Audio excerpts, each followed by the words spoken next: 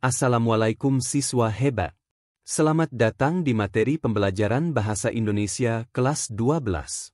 Kali ini, kita akan membahas salah satu aspek mendasar dalam komunikasi tulis yaitu menggunakan kalimat efektif, tepatnya menggunakan kalimat dengan ejaan, tata tulis, yang baik. Menguasai ejaan yang baik bukan sekadar memenuhi aturan tata bahasa, melainkan kunci untuk memastikan pesan kita tersampaikan dengan jelas, profesional, dan mudah dipahami. Ejaan yang tepat mencakup penggunaan huruf kapital, tanda baca, penulisan kata baku, kata bentukan, hingga penggunaan huruf miring.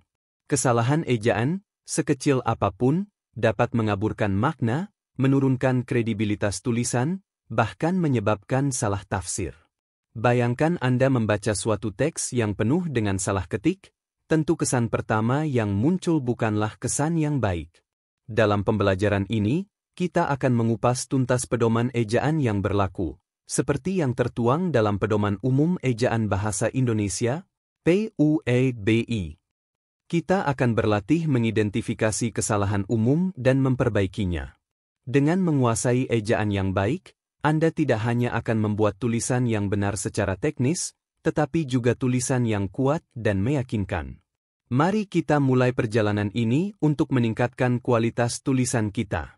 Di dalam contoh teks informasi berjudul Mekanisme Penyelenggaraan Festival Inovasi dan Kewirausahaan Peserta Didik Indonesia tahun 2020, kalian dapat menemukan beberapa kesalahan berbahasa dari segi penggunaan ejaan, tata tulis, pada kalimat.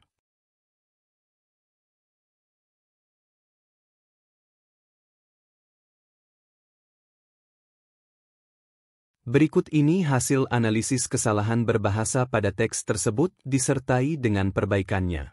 1. Penggunaan tanda baca. Cermati kesalahan penulisan tanda titik 2 pada ujung kalimat, berikut kualifikasi persyaratan yang harus dipenuhi oleh seluruh peserta, kurang tepat karena terdapat perincian setelahnya. Perincian atau penjelasan tersebut sebagai pelengkap. Jadi, yang benar tanda titik 2-nya dihilangkan. Hal ini sesuai dengan aturan yang terdapat dalam Pedoman Umum Ejaan Bahasa Indonesia tentang tanda titik 2 yang berbunyi. Tanda titik 2 tidak dipakai jika perincian atau penjelasan itu merupakan pelengkap yang mengakhiri pernyataan. Misalnya, kita memerlukan kursi, meja, dan lemari. Tahap penelitian yang harus dilakukan meliputi A. Persiapan, B. Pengumpulan data, C. Pengolahan data, dan D. Pelaporan. Berkaitan dengan tanda baca pada pemerincian, lihatlah contoh berikut. Pada kata, yaitu, tidak perlu dibubuhi tanda titik 2. Perincian berupa kata atau frasa, kelompok, kata menggunakan tanda koma, dan diakhiri dengan tanda titik. Tanda hubung pada keterangan, fiksi 2016, 2019, juga tidak tepat digunakan. Jika yang dimaksud adalah 2016 sampai dengan 2019, tanda yang digunakan adalah tanda pisah, contoh 2016 sampai dengan 2019. 2. Penggunaan huruf kapital. Di dalam teks terdapat penggunaan huruf kapital yang kurang tepat, yaitu frasa, rencana usaha. Semestinya frasa, kata gabung, tersebut tidak perlu ditulis dengan huruf kapital. Demikian pula perincian pada poin 10 semestinya tidak dimulai dengan huruf kapital karena berupa klausa, anak kalimat. 3. Penulisan huruf italik atau huruf miring. Huruf italik diantaranya digunakan untuk menuliskan kata dalam bahasa asing atau bahasa daerah.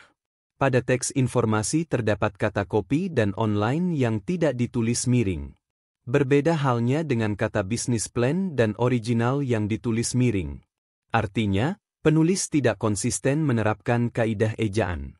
Sebenarnya, kata copy dapat dipadankan menjadi salinan, dan online dapat dipadankan dengan daring dalam jaringan. 4. Penggunaan kata baku. Kata baku digunakan di dalam teks resmi atau formal. Teks informasi ini termasuk teks resmi sehingga harus menggunakan kata baku. Di dalam teks terdapat penggunaan kata tidak baku yaitu orisinil, dan portal. Bentuk baku dari kata orisinil adalah orisinal. Adapun kata portal, yang termasuk istilah bidang komputer, bentuk bakunya adalah situs web, website. 5. Penulisan kata bentukan. Di dalam teks paragraf pertama terdapat kalimat. Rencana usaha disusun secara individual dan atau kelompok, dengan mengatasnamakan SMA tempat peserta didik sekolah. Adakah kata yang ditulis tidak tepat? Ada kata sekolah yang harusnya ditulis bersekolah sebagai kata kerja. Jadi, yang tepat adalah tempat peserta didik bersekolah. Kata perorangan, termasuk kata bentukan, berimbuhan, yang kurang tepat.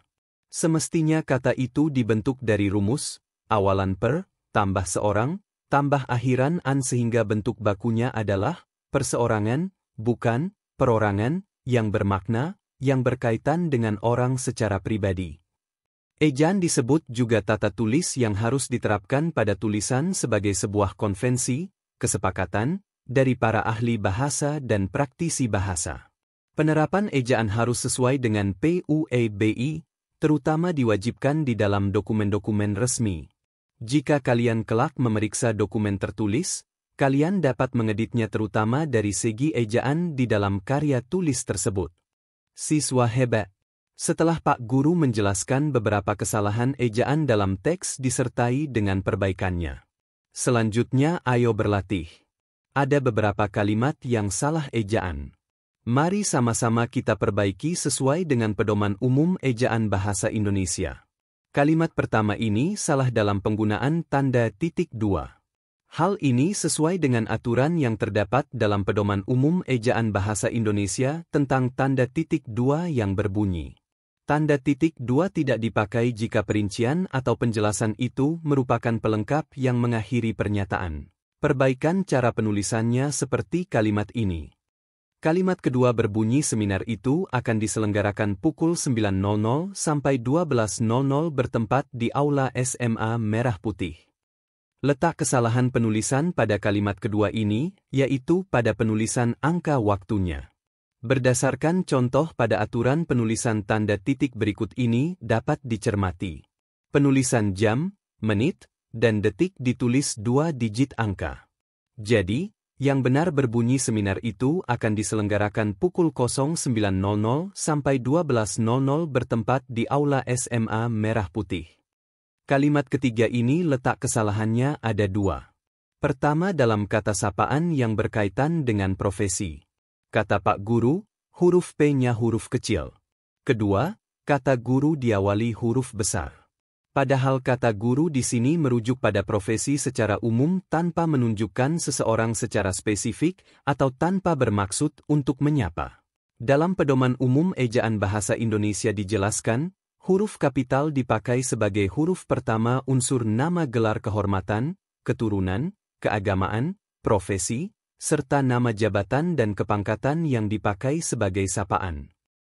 Perbaikannya yang benar seperti kalimat berikut ini.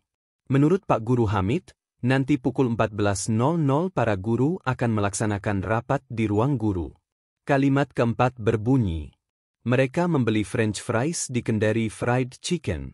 Pada kalimat ini juga terdapat 2 kesalahan. Pertama, kata French fries merupakan istilah asing tapi tidak ditulis miring. Dalam pedoman umum ejaan bahasa Indonesia dijelaskan huruf miring dipakai untuk menuliskan kata atau ungkapan dalam bahasa daerah atau bahasa asing. Kesalahan kedua, yaitu Kendari Fried Chicken ditulis miring.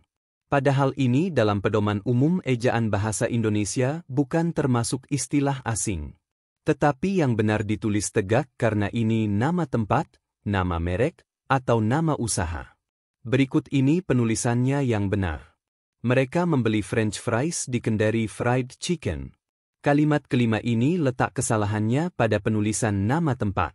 Kata mutiara yang termasuk kata tempat penulisannya diawali huruf kecil.